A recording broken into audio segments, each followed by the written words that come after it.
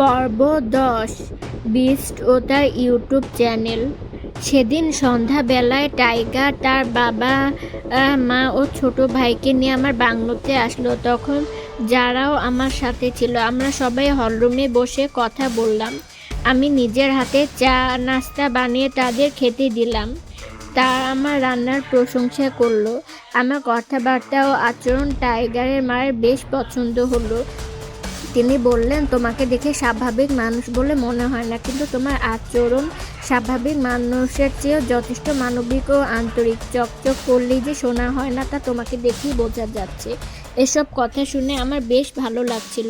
সারা জীবন সমালোচনা শুনে বেশ অতিষ্ঠ হয়ে গেছিলাম, তাই প্রশংসা শুনে অনেক ভালো লাগছিল। এক পর্যায়ে ইন্সপেক্টর টার্নার আমাকে বলল, আমি ভবিষ্যতের জন্য কিছু টাকা জমা করেছিলাম, কিন্তু এই টাকা এখন আমার কোনো কাজে লাগছে না। এই টাকা আমি তোমাকে দিচ্ছি।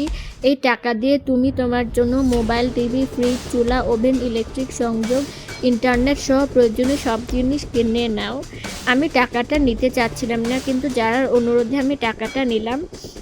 এরপর সেই টাকা দিয়ে আমি নিজের জন্য একটা মোবাইল ফোন কিনলাম, সিম বানালাম, টিভি, ফ্রিজ, চুলা, ওভেন সহ আরও প্রয়োজনীয় জিনিস কিনলাম। সেই সাথে বাংলোতে ইন্টারনেট সংযোগও দিলাম। এখন আমার জীবন আগের চেয়ে অনেক বদলে গেছে। ইন্টারনেটের মাধ্যমে আমি ঘরে বসেই দুনিয়ার সব খবর পেয়ে যাচ্ছি। বেশিরভাগই খারাপ খবর, তবে অনেক ভালো খবরও আছে। আমি ইন্টারনেট দেখে অনেক কিছু শিখেছি, বিশেষ করে রান্না করা। আমি ইউটিউবে রান্নার ভিডিও দেখে প্রতিদিনই কিছু না কিছু রান্না করছি। যাকে আমি আমার রান্না করা খাবার খেতে দিই, সে আমার খাবারের প্রশংসা করে। যারা বলল, তুমি একটা রান্নার ইউটিউব চ্যানেল খুলছো না কেন? এতে তোমার ইনকাম হবে এবং মানুষের কাছে তুমি পরিচিত হয়ে উঠবে। আমি বললাম, আমার চেহারা দেখি তো দর্শক ভিডিও ছেড়ে পালাবে। চ্যানেল বানিয়ে আমি কি করব? যা বলল, চ্যানেল বানালে তুমি আরও পপুলার হবে। আজকাল মানুষ ইউটিউবে অদ্ভুত জিনিস দেখতে পছন্দ করে। তুমি যদি ভিডিও ছাড়ো তবে তোমার ভিডিওতে মিলিয়ন ভিউ হবে। বুদ্ধিটা মন্দ নয়। আমি মনে মনে ভাবলাম, আমার কাছে এত সুন্দর একটা বাংলো আছে, রান্নার জিনিসপত্র আছে, প্রতিভা আছে, সব কিছু আছে, শুধু একটা ক্যামেরা দরকার। কিন্তু ক্যামেরা আমি পাবো কোথায়? আমার কাছে থাকা সব টাকা খরচ হয়ে গেছে। এখন আমি কি দিয়ে ক্যামেরা কিনবো বুঝতে পারছিলাম না। হঠাৎ আমার মনে পড়লো, আমার কাছে তো স্মার্টফোন আছে। স্মার্টফোনে ক্যামেরা দিয়ে ভিডিও শ্যুট ও এডিট করতে পারবো। আমি কাজ শুরু করে দিলাম। আমি আমার রান্নাঘরটি প্রথমে সুন্দর করে সাজালাম, রান্নার জন্য কিছু জিনিসপত্র ধার করলাম। এরপর স্টেপ ফলো করে মোবাইলে একটি ইউটিউব চ্যানেল খুললাম। চ্যানেলের নাম দিলাম বিস্ট ব্রো কুকিং স্কুল। এরপর আমি চ্যানেলের প্রথম ভিডিওটা ছাড়লাম। আমি ভেবেছিলাম কেউ হয়তো আমার ভিডিও দেখবে না, কিন্তু আমাকে অবাক করে দিয়ে একদিনের মধ্যে আমার প্রথম ভিডিওটিতে 1 মিলিয়ন ভিউ হয়ে গেল। আগামী 1 মাসের মধ্যে আমি বেশ পপুলার হয়ে গেলাম। আমার চ্যানেলে সর্বমোট 5 মিলিয়ন ভিউ ও 200K সাবস্ক্রাইবার আছে।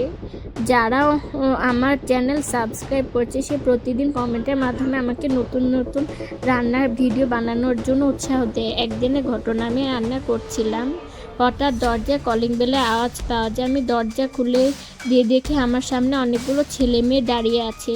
তাদের সাথে টাইগার ও তার ছোট ভাই টাইনি, পার্কে দেখা সেই মেয়ে কোকো সহ আরও অনেক ছেলে মেয়ে আছে। বাচ্চাগুলোকে দেখে আমি জিজ্ঞেস করলাম, কি বাচ্চারা দল বেঁধে আমার বাসায় এসেছে কেন? টাইগার বলল, আমার বন্ধুরা আপনারা বিগ ফ্যান, তারা আপনার ইউটিউব চ্যানেল ফলো করে। আমি যখন তাদেরকে বলি যে আমি আপনাকে চিনি, তখন তারা আমার কাছে বায়না ধরে আপনার সঙ্গে দেখা করার জন্য। তাই আমি ওদেরকে আপনার বাসায় নিয়ে এসেছি। আমার বন্ধুরা আপনার অটোগ্রাফ পেতে চায় এবং তারা আপনার হাতের রান্না খেতে চায়। আমি টাইগারকে বললাম, আমি তোমাদের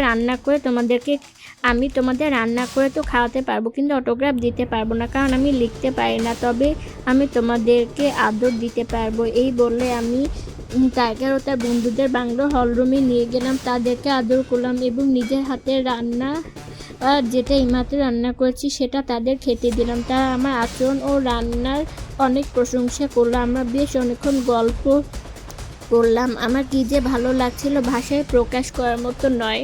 দরজা খোলা ছিল।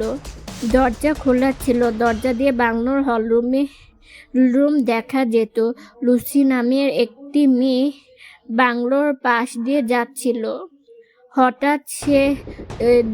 হঠাৎ সে দেখলো বিস্ট বাচ্চাদের সাথে বেশ হাসি খুশিভাবে কথা বলছিল এবং তাদের আদর করছিল। লুসি নিজের চোখকে বিশ্বাস করতে পারছিল না। সে জারার কাছে গিয়ে সব ঘটনা খুলে বলল। লুসির কথা শুনে আমি নিজের কানকে বিশ্বাস করতে পারছিলাম না। বিস্ট আমার দেওয়া শিক্ষাকে বেশ ভালোভাবে কাজে লাগাচ্ছে। এর চেয়ে বড় সফলতা আমার জন্য আর কি হতে পারে? তবে তার পথ এখনো অনেক বাকি। বিস্টের সঙ্গে টাইগার ও তার বন্ধুদের বেশ ভালো সম্পর্ক তৈরি হয়। তাকে বিস্ট ব্রো বলে ডাকে। বাচ্চারা প্রায়ই বিস্ট ও জারার সঙ্গে দেখা করতে আসে। তারা একসাথে অনেক গল্প করে এবং সময় কাটায়। একদিনের ঘটনা, আমি বসে বসে ইউটিউব দেখছিলাম। হঠাৎ আমার সামনে একটি ভিডিও চলে আসে। সেই ভিডিওতে ভাই বোন সম্পর্কে কী যেন ছিল। আমি অতি আগ্রহে ভিডিওটিতে ক্লিক করলাম। ভিডিওটিতে ভাই বোনের বন্ধন নিয়ে অনেক কিছু বলা হচ্ছিল। ভিডিওটা দেখে আমি মনে মনে বলি, ইস, আমারও যদি একটা ভাই অথবা বোন থাকতো। হঠাৎ আমার যার কথা মনে পড়লো। তাকেই তো আমি ইচ্ছে করলে আমার বোন বানাতে পারি। তবে কি সে আমার বোন হওয়ার জন্য রাজি হবে? তো ওহো, আমাকে এখনই বাড়ি ফিরতে হবে। বিকেল হয়ে গেছে।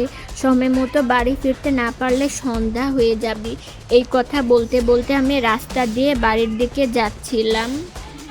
হঠাৎ আমার সামনে 3 জন দুষ্টু ছেলে চলে আসে। তারা আমার সামনে এসে শীষ দেয়, আমাকে নিয়ে বাজে মন্তব্য করে, বাজে অঙ্গভঙ্গি করে।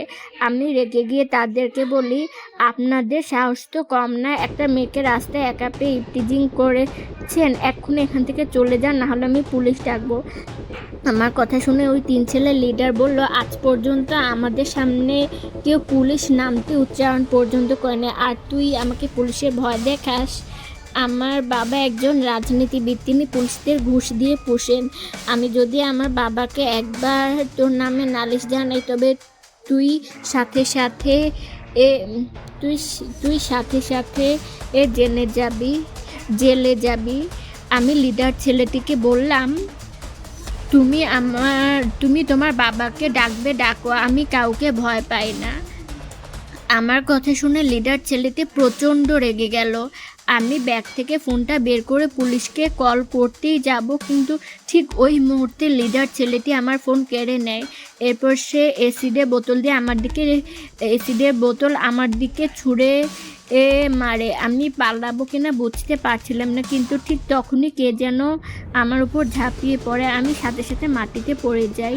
আমি চোখ মেলে দেখি সেটা আর কেউ নয়, স্বয়ং বিস্ট আমাকে উঠে দাঁড়াতে সাহায্য করে। এরপর সে 3 ছেলের সামনে গিয়ে দাঁড়ায়।